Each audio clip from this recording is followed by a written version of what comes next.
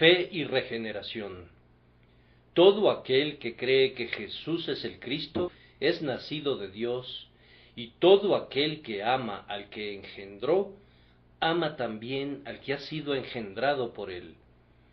1 Juan 5:1.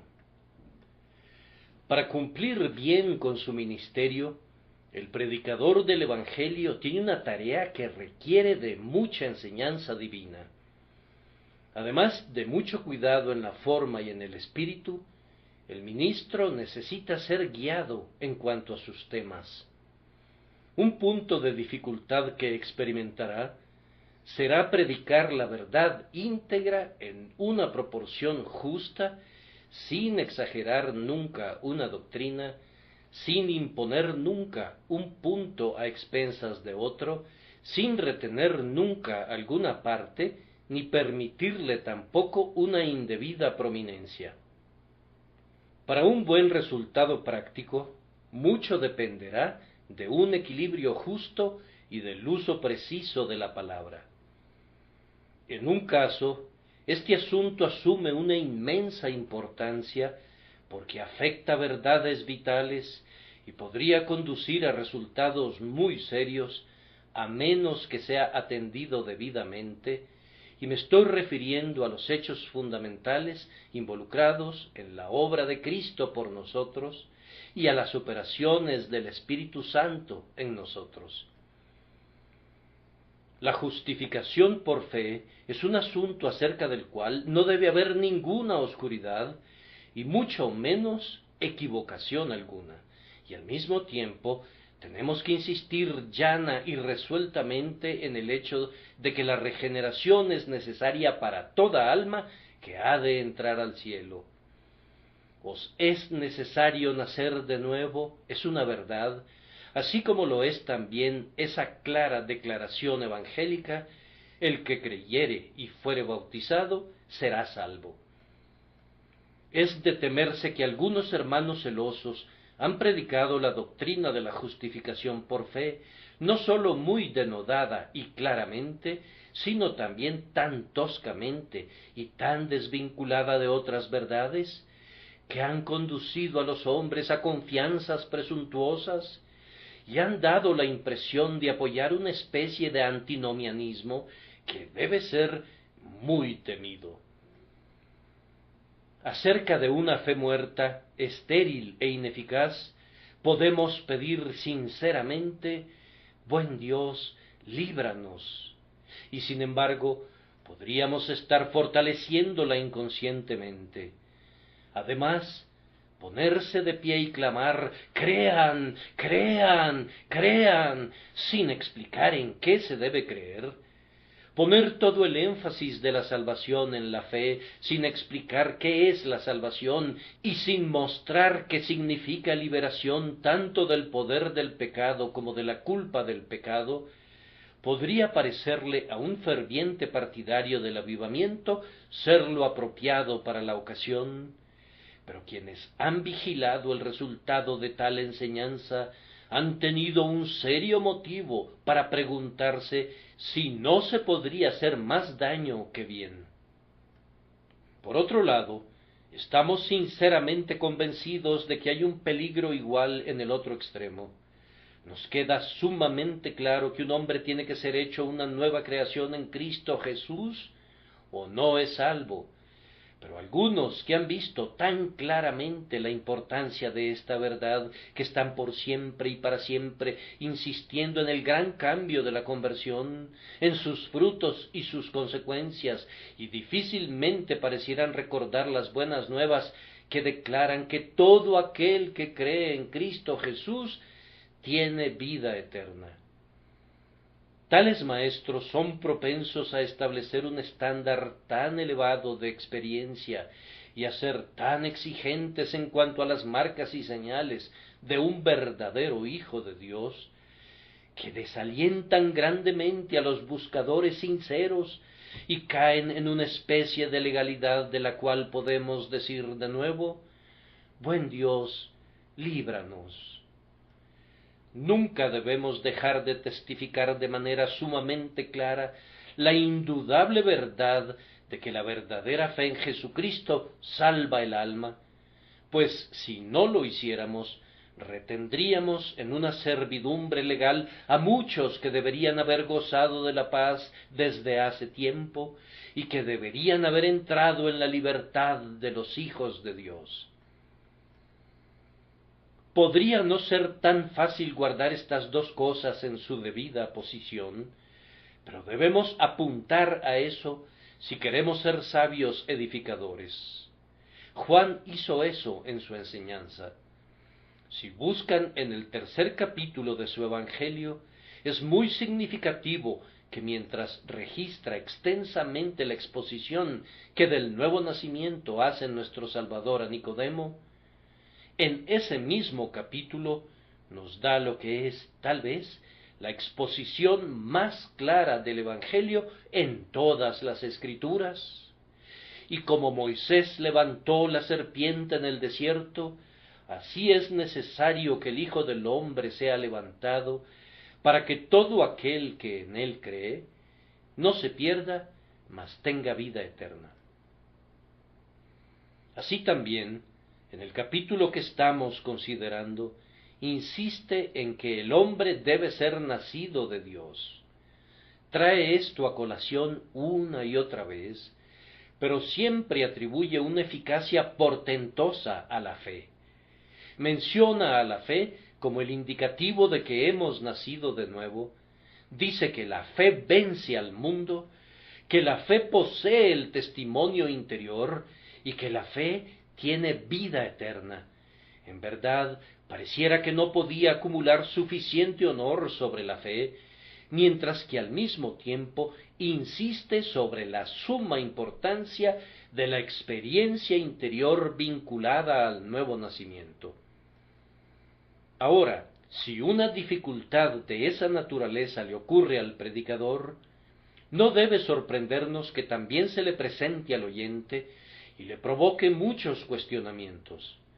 Hemos conocido a muchos que por oír continuamente la más preciosa doctrina de que la fe en Cristo Jesús es salvadora, han olvidado otras verdades y han concluido que eran salvos cuando no lo eran. Han imaginado que creían cuando todavía eran totales extraños a la experiencia que siempre acompaña a la fe verdadera. Han imaginado que la fe es lo mismo que una presuntuosa confianza de seguridad en Cristo, que no está cimentada sobre la palabra divina cuando es entendida correctamente, ni está demostrada por cualesquiera hechos en sus propias almas. Siempre que se les ha propuesto el autoexamen, lo han evitado como si se tratase de un asalto contra su seguridad, y cuando han sido exhortados a probarse mediante pruebas evangélicas, han defendido su falsa paz pensando que tener dudas acerca de su cierta salvación sería incredulidad.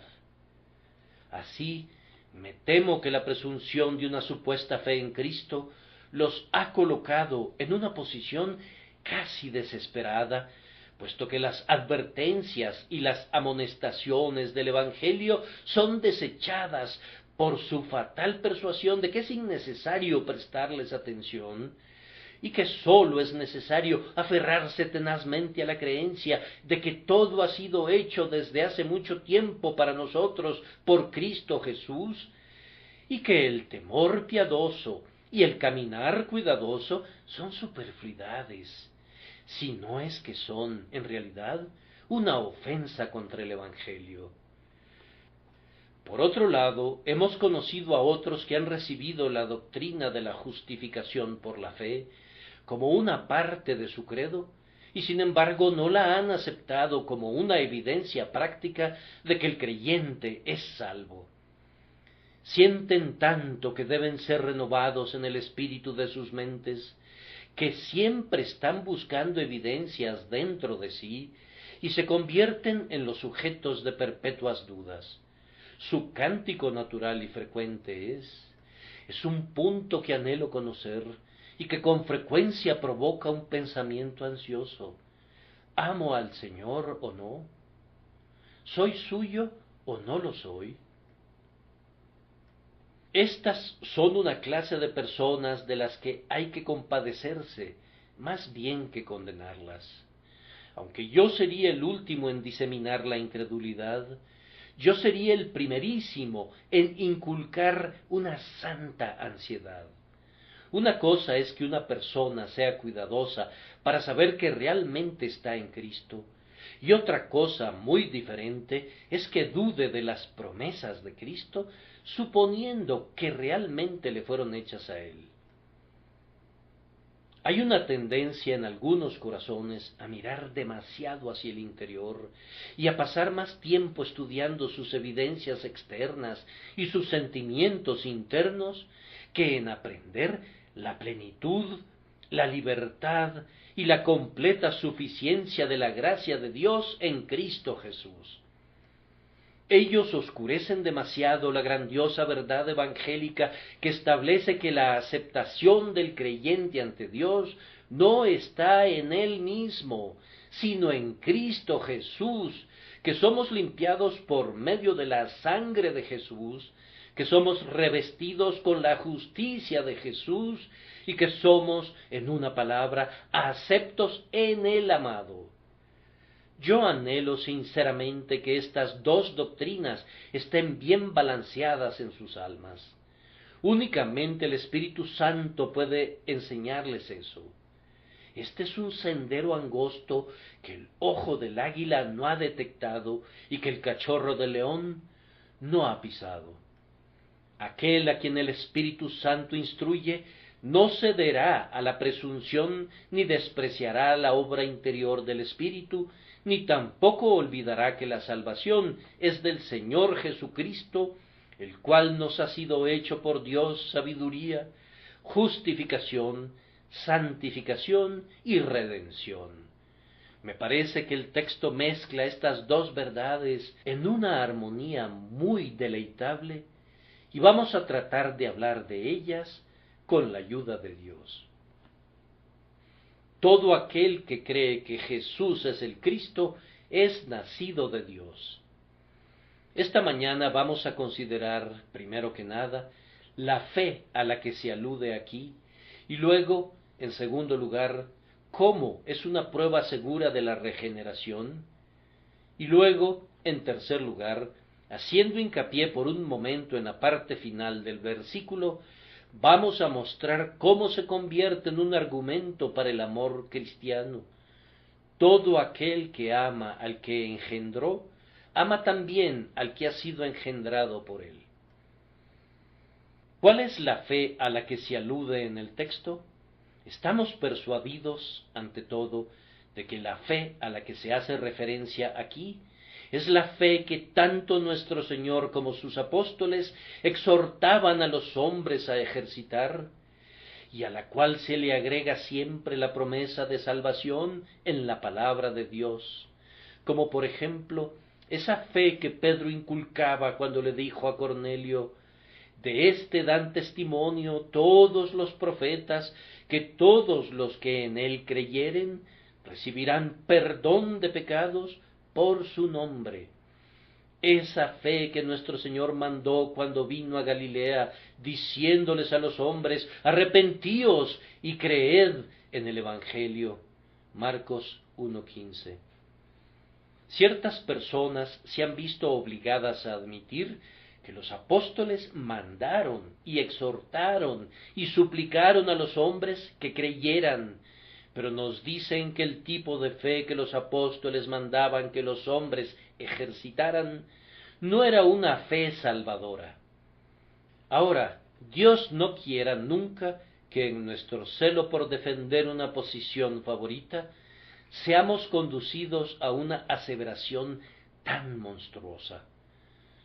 Podemos imaginar por un momento a unos apóstoles que, con fogosidad y celo ardiente, inspirados internamente por el Espíritu de Dios, iban por el mundo exhortando a los hombres a ejercitar una fe que, después de todo, no los salvaría.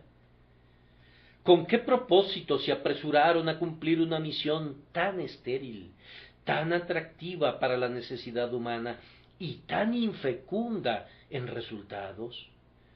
cuando nuestro Señor ordenó a sus discípulos que fueran por todo el mundo y predicaran el Evangelio a toda criatura, les dijo que el que creyere y fuere bautizado será salvo.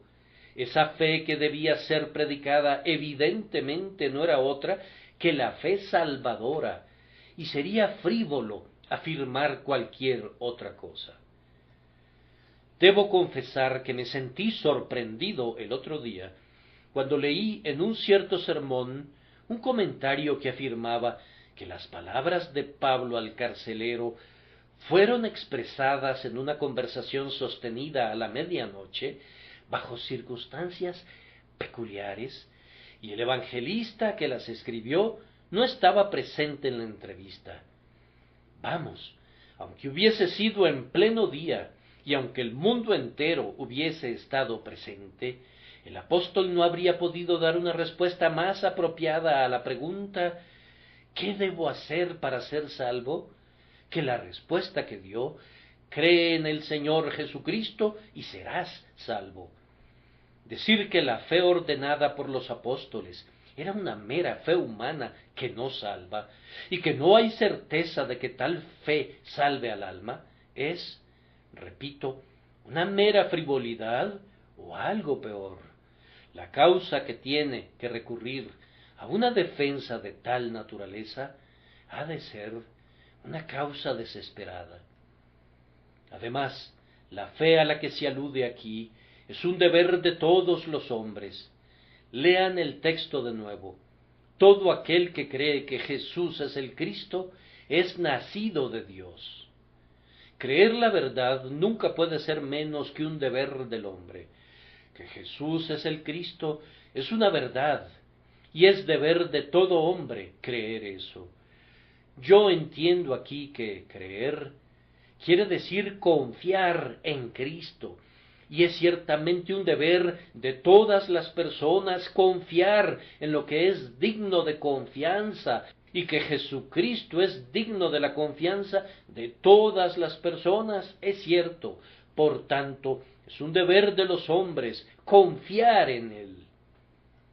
Considerando que el mandamiento del Evangelio, cree en el Señor Jesucristo y serás salvo, está dirigido a toda criatura por la autoridad divina, es un deber de todo hombre cumplirlo.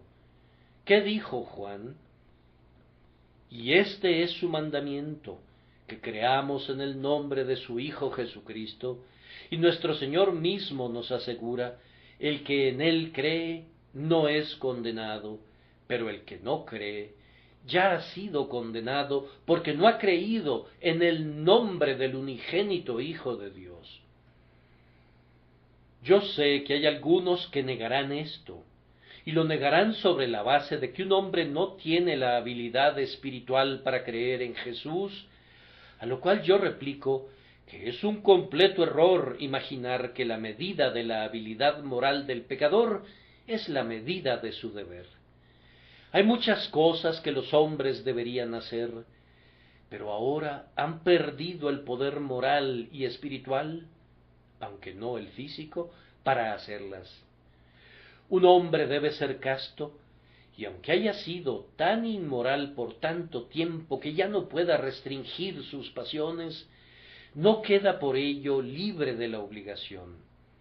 El deber de todo deudor es pagar sus deudas, pero si ha sido tan gran derrochador que se ha conducido él mismo a una pobreza desesperada, no queda por ello exonerado de sus deudas.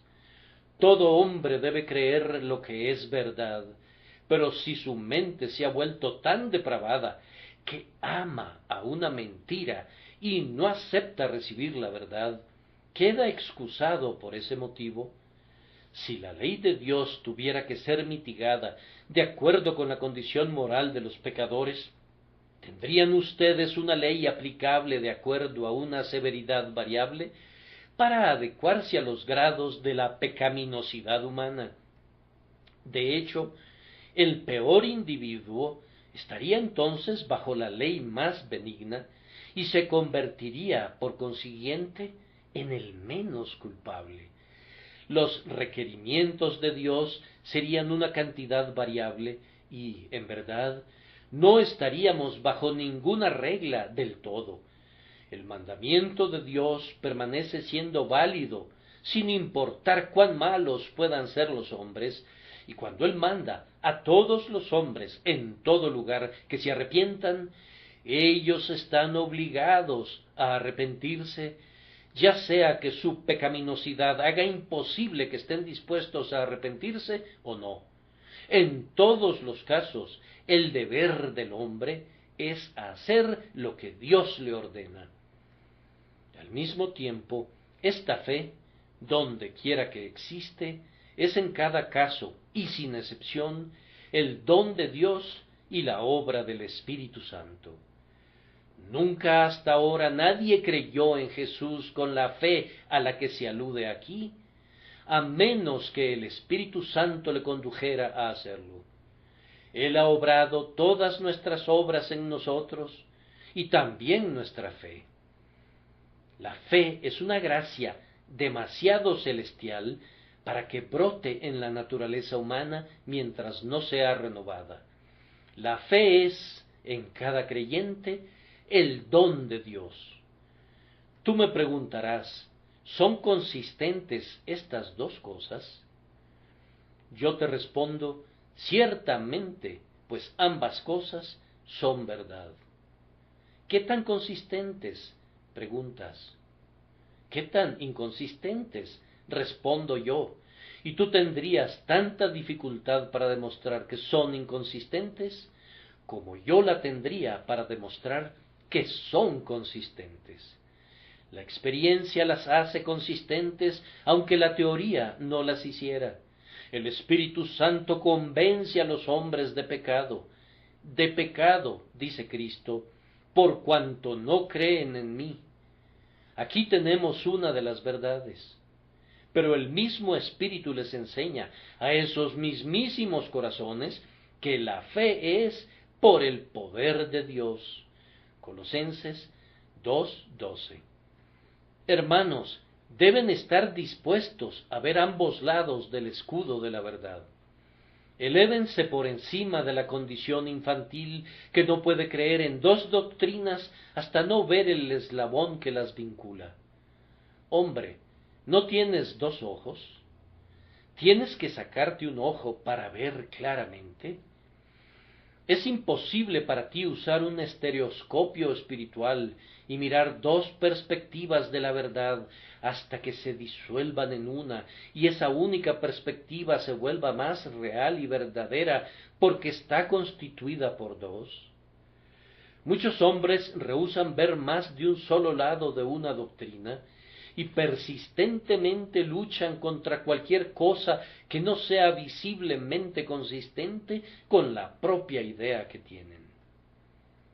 En el presente caso, no encuentro difícil creer que la fe sea al mismo tiempo un deber del hombre y un don de Dios, y si otros no pueden aceptar las dos verdades, yo no soy responsable por ese rechazo.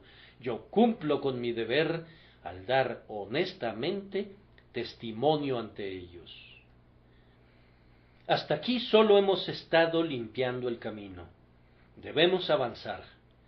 La fe a la que se alude en el texto descansa evidentemente sobre una persona, descansa sobre Jesús. Todo aquel que cree que Jesús es el Cristo es nacido de Dios. No es una creencia acerca de una doctrina, ni una opinión, ni una fórmula, sino una creencia concerniente a una persona. Traduzcan las palabras todo aquel que cree que Jesús es el Cristo y quedarían así: todo aquel que cree que el Salvador es el ungido es nacido de Dios. Seguramente con esto no se quiere decir que todo aquel que profesa creer es nacido de nuevo, pues muchas personas profesan eso, pero sus vidas demuestran que no son regeneradas. Pero todo aquel que cree que eso es un hecho y recibe verdaderamente y de hecho a Jesús según Dios lo ha expuesto y lo ha ungido, es un hombre regenerado. ¿Qué significa la expresión Jesús es el Cristo o Jesús es el ungido? Primero, que Él es el profeta. En segundo lugar, que Él es el sacerdote. En tercer lugar, que Él es el Rey de la Iglesia, pues en todos esos tres sentidos, Él es el ungido. Ahora, yo podría hacerme esta pregunta. ¿Creo hoy que Jesús es el grandioso profeta ungido por Dios para revelarme el camino de salvación? Lo acepto como mi maestro y admito que Él tiene palabras de vida eterna. Si yo creo eso, voy a obedecer su evangelio y a tener vida eterna. Lo acepto para que sea a partir de ahora el revelador de Dios para mi alma, el mensajero del pacto, el profeta ungido del Altísimo. Pero Él es también un sacerdote. Ahora, un sacerdote es ordenado de entre los hombres para ofrecer sacrificios. Creo yo firmemente que Jesús fue ordenado para ofrecer su único sacrificio por los pecados de la humanidad, y con la ofrenda de ese sacrificio, de una vez por todas, consumó la expiación e hizo una completa propiciación. Acepto que su expiación fue por mí, y recibo su muerte como una propiciación sobre la cual baso mi esperanza del perdón de todas mis transgresiones. Creo yo, de hecho, que Jesús es el único y exclusivo sacerdote propiciador, y lo acepto para que actúe como sacerdote para mí. Si es así, entonces he creído en parte que Jesús es el ungido. Pero Él es también Rey, y si deseo saber si poseo la fe correcta, debo preguntarme adicionalmente, Jesús, que ahora es exaltado en el cielo y que una vez se desangró en la cruz, ¿es el Rey para mí? ¿Es su ley mi ley? ¿Deseo someterme enteramente a su gobierno? ¿Odio lo que Él odia y amo lo que Él ama? ¿Vivo para alabarlo? Deseo ver, como un súbdito leal, que venga su reino y que su voluntad sea hecha, como en el cielo, así también en la tierra. Mi querido amigo, si tú puedes decir de corazón y con sinceridad, yo acepto a Jesucristo de Nazaret para que sea profeta, sacerdote y rey para mí, porque Dios le ha ungido para ejercer esos tres oficios, y yo confío en Él sinceramente en cada uno de esos tres caracteres. Entonces, querido amigo, tú tienes la fe de los elegidos de Dios, pues está escrito, todo aquel que cree que Jesús es el Cristo, es nacido de Dios. Ahora vamos a avanzar un poco más. La verdadera fe es confianza. Consulten cualquier diccionario de griego que quieran y encontrarán que la palabra pisteuein no significa meramente creer, sino confiar, tener confianza en, entregar a, encomendar a, y así sucesivamente. Y la médula del significado de la fe es confianza en, dependencia de. Permítanme preguntar entonces a cada profesante aquí presente que profesa tener fe, ¿es tu fe una fe de confianza? Tú das crédito a ciertos enunciados. ¿Pones también tu confianza en la única persona gloriosa que puede redimir? ¿Tienes confianza, así como también creencia? Un credo no te salvará, pero la confianza en el Salvador ungido es el camino de la salvación. Recuerda, te lo suplico, que si pudieras comprender una ortodoxia sin la adulteración del error, y pudieras aprender un credo escrito por la pluma del propio Dios eterno, sin embargo, una mera fe conceptual, tal como la que los hombres ejercitan cuando creen en la existencia de hombres en la luna o nebulosas en el espacio, no podría salvar tu alma. De esto estamos seguros, porque vemos en torno nuestro a muchos seres que tienen una fe así, y sin embargo, evidentemente, no son hijos de Dios. Además, la verdadera fe no es una presunción aduladora por la cual dice un hombre: yo creo que soy salvo, pues tengo sentimientos muy deleitables. He tenido un sueño maravilloso, he sentido sensaciones muy maravillosas. Pues toda esa confianza podría no ser nada sino pura suposición. La presunción, en vez de ser fe, es el reverso de la fe. En vez de ser la certeza de lo que se espera, es un mero espejismo. La fe es tan correcta como la razón, y si son considerados sus argumentos, es tan segura en sus conclusiones como si las obtuviera por medio de reglas matemáticas. Guárdense, se lo suplico, de una fe que no tenga ninguna base excepto la propia imaginación suya.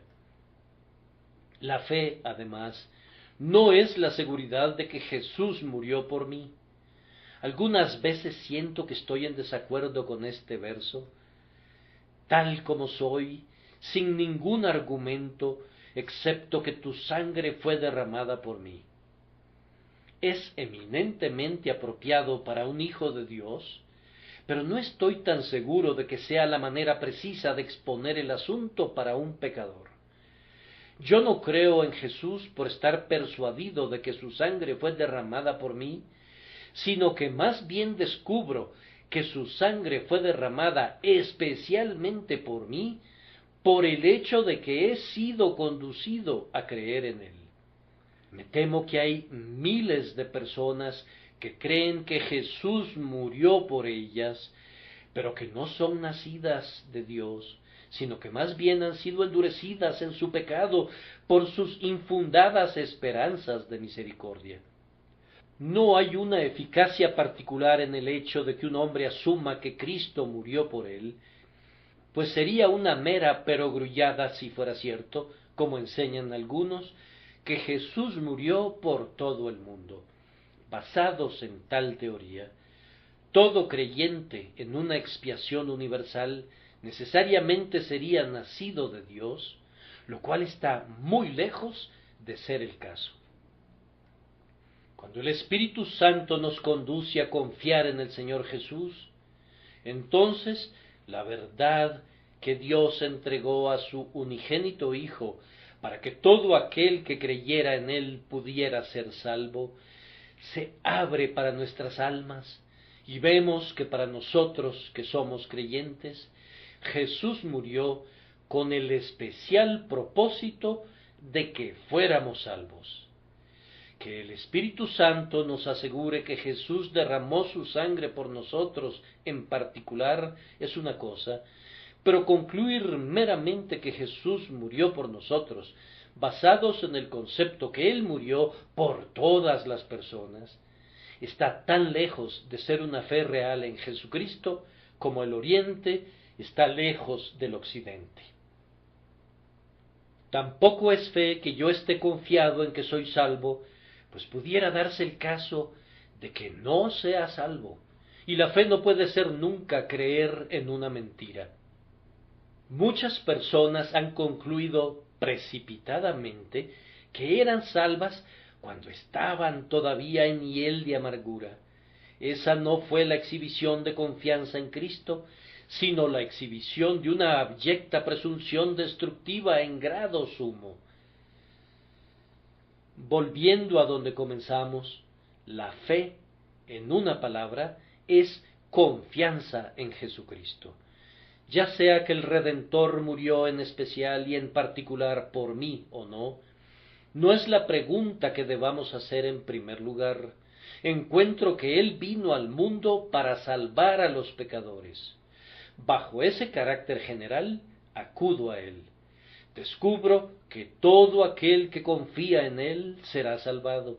Por tanto, confío en Él, y habiendo hecho eso, aprendo por su palabra que yo soy objeto de su amor especial y que soy nacido de Dios.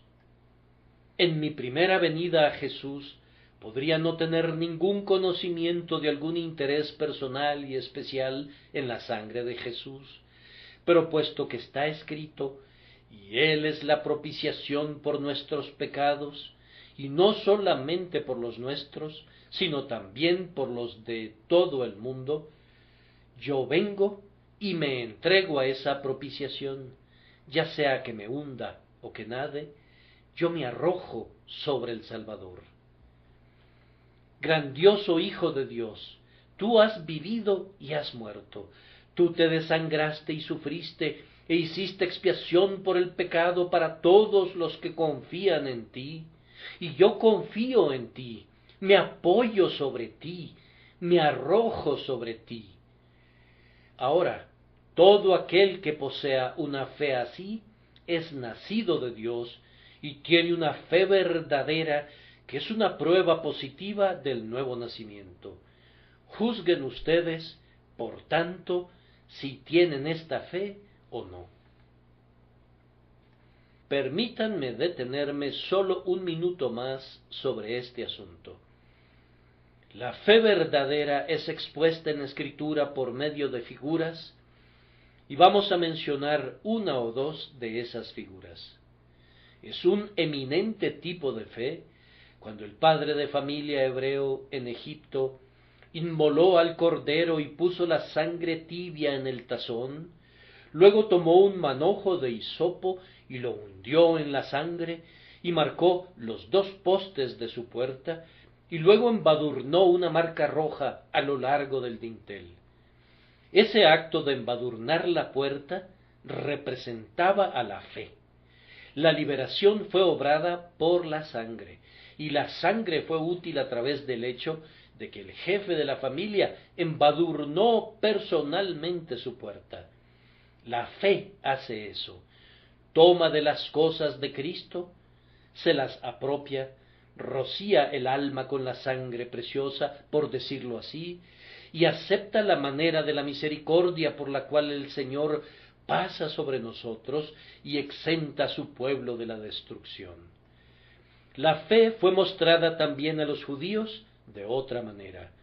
Cuando una bestia era ofrecida en sacrificio por el pecado, el sacerdote y algunas veces los representantes de las tribus o el individuo ponían sus manos sobre la víctima en señal de que deseaban que sus pecados fueran transferidos a la víctima para que sufriera por ellos como un tipo del gran sustituto. La fe pone sus manos sobre Jesús deseando recibir el beneficio de su muerte sustitutiva.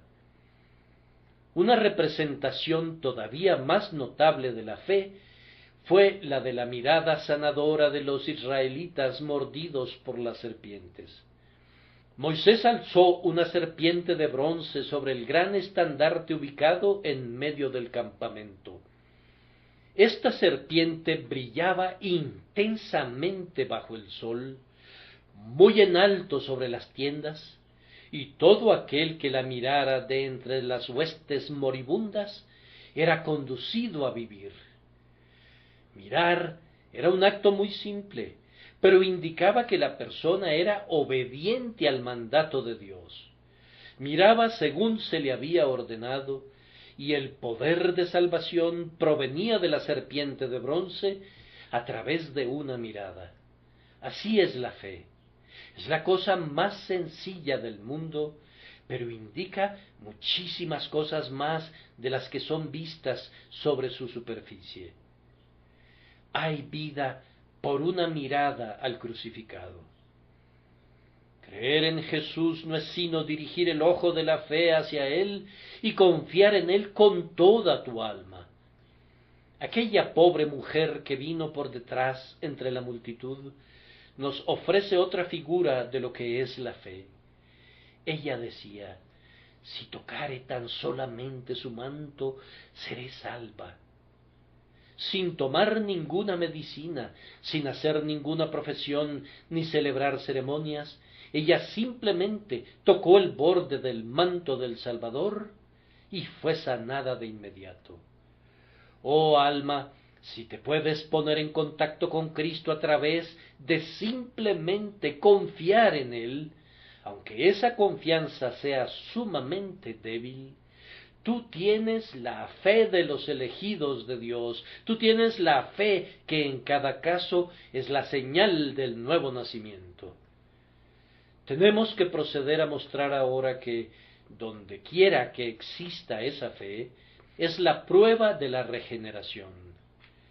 Nunca hubo un grano de una fe como esa en este mundo, excepto en un alma regenerada, y nunca lo habrá mientras el mundo permanezca. Eso es así de acuerdo al texto, y si no tuviéramos otro testimonio, este único pasaje bastaría para demostrarlo. Todo aquel que cree que Jesús es el Cristo es nacido de Dios. Ah, te oigo decir, pobre alma, el nuevo nacimiento es un gran misterio. Yo no lo entiendo, me temo que no soy partícipe de él. Tú eres nacido de nuevo si crees que Jesús es el Cristo. Si confías en un Salvador crucificado, ciertamente eres engendrado de nuevo para una esperanza viva. Misterio o no misterio, el nuevo nacimiento es tuyo si eres un creyente. ¿No has notado nunca que los más grandes misterios en el mundo se revelan por las indicaciones más simples? La simplicidad y la aparente facilidad de la fe no son razones para que yo no considere su existencia como una indicación infalible del nuevo nacimiento interior. ¿Cómo sabríamos nosotros que el niño recién nacido vive si no fuera por su llanto? Sin embargo, el llanto de un niño, cuán simple sonido es, cuán fácilmente podría ser imitado. Un obrero ingenioso podría engañarnos fácilmente con tubos y cuerdas. Sin embargo, nunca hubo un llanto de un niño en el mundo que no indicara los misterios de la respiración, los latidos del corazón, el torrente sanguíneo y todas las otras maravillas que acompañan a la vida misma. ¿Ves aquella persona que acaba de ser sacada del río? ¿Está viva? Sí, la vida está allí. ¿Por qué? Porque los pulmones todavía se expanden. Pero ¿acaso no parece algo fácil hacer que los pulmones se expandan? Un par de fuelles conectados a los pulmones ¿no podrían producir el movimiento? Ah, sí, la cosa es fácilmente imitable de alguna manera, pero ningún pulmón se expande excepto donde hay vida, y nada de sangre se bombea hacia y desde el corazón, excepto donde hay vida. Tomen otro ejemplo. Vayan a una oficina de telégrafos en cualquier momento y verán ciertas agujas moviéndose hacia la derecha y hacia la izquierda con un incesante ruidito seco. La electricidad es un gran misterio y no puedes verla o sentirla, pero el operador te dice que la corriente eléctrica está pasando a lo largo del cable. ¿Cómo lo sabe? Lo sé por la aguja. ¿Cómo está eso? Yo podría mover tus agujas fácilmente. Sí, pero ¿no ves que la aguja ha hecho 2 movimientos a la derecha, uno a la izquierda y 2 hacia la derecha de nuevo? Yo estoy leyendo un mensaje. Pero, dices tú, no puedo ver nada en ello. Yo podría imitar ese ruidito y ese movimiento muy fácilmente. Sin embargo, aquel a quien se le enseña el arte ve ante sí, en esas agujas, no sólo la acción eléctrica, sino un misterio todavía más profundo. Percibe que una mente está dirigiendo la fuerza invisible y que está hablando por ese medio. No a todos, pero a los iniciados les es dado ver el misterio oculto dentro de la simplicidad. El creyente ve en la fe, que es simple como los movimientos de la aguja, una indicación de que Dios está operando en la mente humana, y el hombre espiritual discierne que hay un secreto interior intimado mediante eso que el ojo carnal no puede descifrar. Creer en Jesús es un mejor indicador de la regeneración que cualquier otra cosa, y en ningún caso engaña a nadie. La fe en el Dios viviente y en su Hijo Jesucristo es siempre el resultado del nuevo nacimiento, y no puede existir nunca excepto en los regenerados. Todo aquel que tenga fe es un hombre salvo. Les ruego que me sigan un poco en este argumento. Un cierto teólogo ha dicho últimamente: el acto de creer de un hombre no equivale a que sea salvo, únicamente indica que va en la dirección de ser salvado. Esto es equivalente a una negación que todo creyente en Cristo es salvo de inmediato, y la inferencia es que un hombre no puede concluir que es salvo por creer en Jesús. Ahora, observen cuán opuesto es eso a la Escritura. Es un hecho a partir de la palabra de Dios que el hombre que cree en Jesús no es condenado. Lean Juan 3:18 y muchos otros pasajes. El que en él cree no es condenado. Ahora, ¿no es condenado todo hombre no regenerado? Y un hombre que no es condenado, ¿acaso no es un hombre salvo? Cuando sobre la base de la autoridad divina estás seguro de que el creyente no es condenado, ¿cómo, en el nombre de todo lo que es racional, podrías negar que el creyente sea salvo? Si no es condenado, ¿qué habría de temer? ¿No ha de concluir correctamente que, siendo justificado por la fe, tiene paz con Dios por medio de nuestro Señor Jesucristo? Noten, en segundo lugar, que en el versículo 4 del capítulo que estamos considerando, se dice que la fe vence al mundo. Esta es la victoria que ha vencido al mundo, nuestra fe. Vamos entonces, ¿acaso la fe vence al mundo en personas que no son salvas? ¿Cómo puede ser posible eso cuando el apóstol dice que lo que vence al mundo es nacido de Dios? Lean el versículo 4, porque todo lo que es nacido de Dios vence al mundo, y la fe vence al mundo. Por tanto, el hombre que tiene fe es regenerado.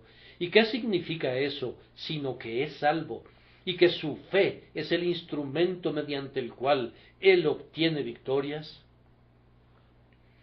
Además, la fe acepta el testimonio de Dios, y aún más, el hombre que tiene fe tiene en sí mismo el testimonio de la verdad de Dios. Lean el versículo 10 del capítulo: el que cree en el Hijo de Dios tiene el testimonio en sí mismo. No dice el que hace esto o siente aquello, sino que dice el que cree tiene el testimonio en sí mismo.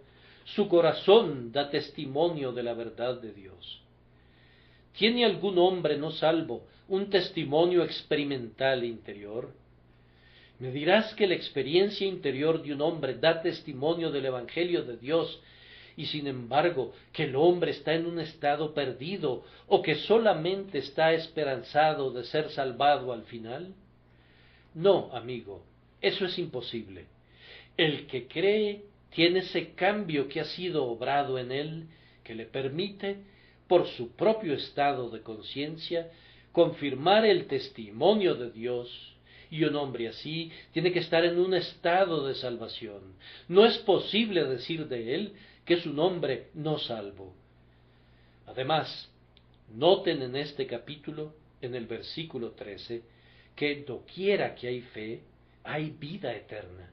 Ese es el sentido de las palabras: estas cosas os he escrito a vosotros que creéis en el nombre del Hijo de Dios, para que sepáis que tenéis vida eterna. Nuestro propio Señor y sus apóstoles han declarado en varios lugares que el que cree en el Hijo tiene vida eterna. No me digan que un pecador que cree en Jesús ha de realizar un avance antes de que pueda decir que es salvo, que un hombre que confía en Cristo solo está en el camino de la salvación y que tiene que esperar hasta haber usado las ordenanzas y haber crecido en gracia antes de poder saber que es salvo. No, en el instante en que la confianza del pecador es puesta en la obra consumada de Jesús, es salvo. El cielo y la tierra pueden pasar, pero ese hombre no perecerá jamás. Si confié en el Salvador hace solo un segundo, yo soy salvo, tan salvo como el hombre que ha creído en Jesús durante 50 años y que ha caminado rectamente todo ese tiempo. Yo no digo que el recién convertido sea tan feliz, ni tan útil, ni tan santo, ni tan maduro para el cielo, pero digo de cierto que la frase "el que cree en él tiene vida eterna" es una verdad con implicaciones generales y se refiere tanto al bebé en la fe como al hombre que ha alcanzado la plenitud de la estatura en Jesucristo. Como si este capítulo hubiera sido escrito a propósito para enfrentar el grave error que afirma que la fe no proporciona una salvación inmediata, exalta a la fe una y otra vez, sí, y yo podría agregar que nuestro propio Señor corona a la fe, porque la fe no lleva nunca una corona, pero rinde toda la gloria al amado Redentor. Ahora, permítanme decir una palabra o dos en respuesta a ciertas preguntas. Pero ¿no debe arrepentirse un hombre, así como también debe creer? Respuesta: ningún hombre creyó jamás que no se hubiera arrepentido al mismo tiempo. La fe y el arrepentimiento van juntos, deben ir juntos. Si yo confío en que Cristo me salva del pecado, me estoy arrepintiendo del pecado al mismo tiempo, y mi mente es cambiada en relación al pecado y a todo lo demás que tenga que ver con su estado. Todos los frutos dignos del arrepentimiento están contenidos en la propia fe. Nunca encontrarán que un hombre que confía en Cristo permanece siendo un enemigo de Dios o un amante del pecado. El hecho de que acepte la expiación provista es una prueba positiva de que odia el pecado y que su mente ha sido cambiada completamente en referencia a Dios. Además, en lo tocante a todas las gracias que son producidas en la etapa cristiana posterior, ¿acaso no han de ser encontradas todas en embrión en la fe? Cree solamente y serás salvo, es el clamor que muchos escarnecen y otros malentienden. Pero ¿sabes qué significa cree solamente? ¿Sabes qué mundo de significado encierran esas palabras? Lean aquel famoso capítulo de la carta a los Hebreos y vean lo que la fe ha hecho y es capaz de hacer todavía, y verán que no son minucias. Siempre que haya fe en un hombre, sólo dejen que se desarrolle, y ese hombre se alejará del pecado, se separará del mundo y experimentará un conflicto con el mal y una lucha por la gloria de Cristo que nada más podría producir. La fe es, en sí misma, una de las más nobles de las gracias.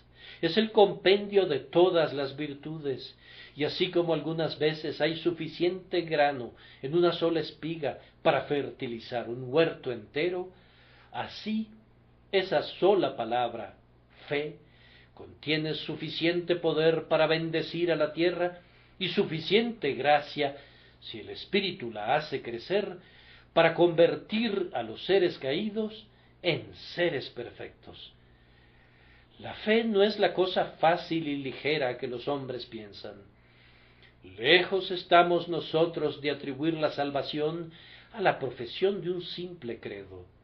odiamos esa idea. Tampoco atribuimos la salvación a una cálida persuasión, sino que atribuimos la salvación a Jesucristo y su obtención a esa confianza simple de carácter infantil que amorosamente se arroja en los brazos de aquel que entregó sus manos a los clavos y que sufrió hasta morir por los pecados de su pueblo.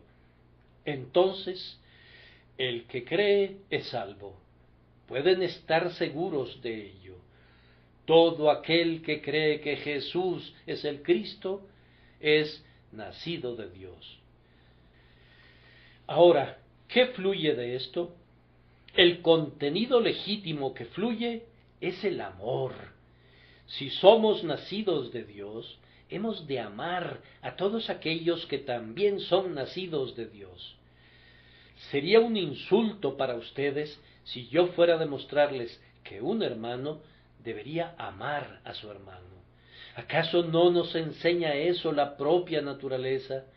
Entonces, los que son nacidos de Dios deberían amar a los de la misma casa. ¿Y quiénes son ellos? Pues bien, todos aquellos que han creído que Jesús es el Cristo y que están basando sus esperanzas donde nosotros basamos las nuestras, es decir, en Cristo el ungido de Dios.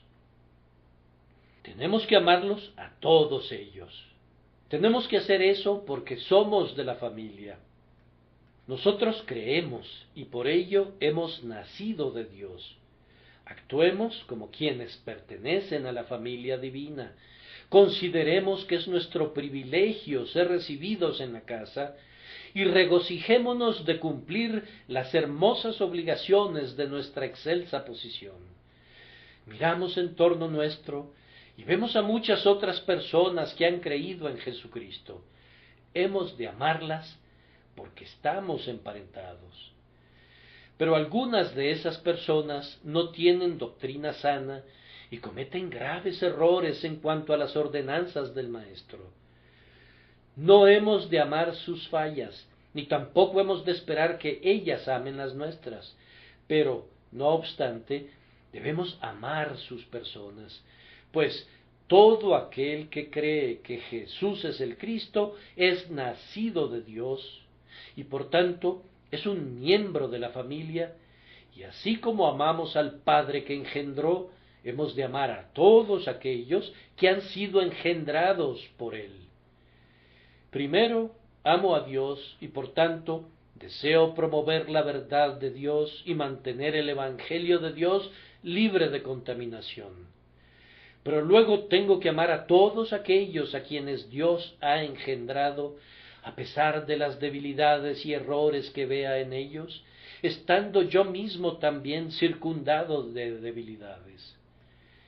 La vida es la razón para el amor, y esa vida común que es indicada por la fe común en el amado Redentor debe ligarnos unos a otros.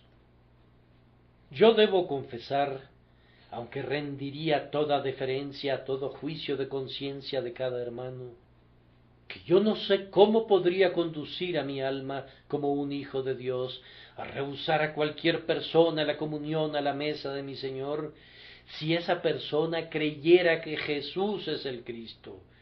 Yo tengo prueba mediante su acción, si fuera sincero, y yo solo puedo juzgar al respecto por su vida, de que es nacido de Dios, y no tiene todo hijo de Dios el derecho de venir a la mesa del Padre. Yo sé que en los tiempos antiguos los padres solían hacer que los hijos se quedaran sin comer como un castigo, pero todo el mundo nos dice ahora que esto es cruel e insensato, pues privarlos de la comida necesaria daña la constitución de los muchachos. Hay varas en la casa del Señor, y no hay ninguna necesidad de mantener alejados de la cena a los hijos desobedientes. Que vengan a la cena del Señor y que coman y beban con el Señor Jesús y con todos sus santos, en la esperanza de que cuando su constitución se fortalezca, se librarán de la enfermedad contra la cual se enfrentan ahora, y vendrán a ser obedientes a todo el Evangelio que dice: el que creyere y fuere bautizado será salvo. Permítanme rogarles a los miembros de esta Iglesia que exhiban un mutuo amor los unos para con los otros. ¿Hay algunos débiles entre ustedes? Consuélenlos. ¿Hay algunos que necesitan instrucción? Proporcionen el conocimiento suyo en ayuda de ellos. ¿Hay algunos que están en angustia? Ayúdenlos. ¿Algunos se están rebelando? Restáurenlos.